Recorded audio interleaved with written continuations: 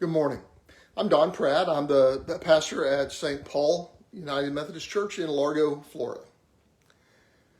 I've been thinking a lot lately. If I were to title this devotion, I would probably call it Following Jesus versus the Magic Prayer. I grew up in evangelical circles, and I have many friends who did, and it just seems to me that so much of those people who want to be or proclaim to be Christians, especially who come out of this kind of evangelical background, have the idea that being a Christian means that at some point in your life, you pray a prayer, a sinner's prayer, and you ask God for forgiveness. And when you do, God forgives you. And then you're given a golden ticket that you go to heaven when you die. And so then the rest of your life really doesn't matter because you've prayed, you've been forgiven, and now you go to heaven when you die. As a matter of fact, you can live any way you want between when you prayed and when you die because you prayed the prayer.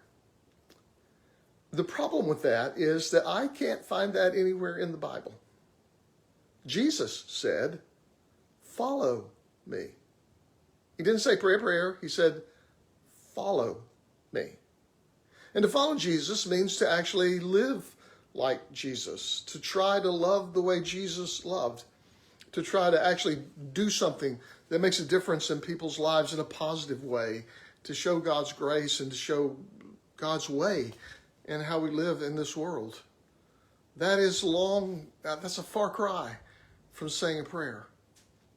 And so I just think it would be great if those of us who call ourselves Christians, that if our faith went beyond the magic prayer to the actual reality of trying to follow Jesus and live like Jesus and treat people like Jesus. There is no magic prayer. Faith and salvation is following Jesus. So that is my prayer today for me and for you, that we will actually that we'll get rid of all the nonsense and the magic, and we will just actually follow Jesus. And remember, Jesus loves you.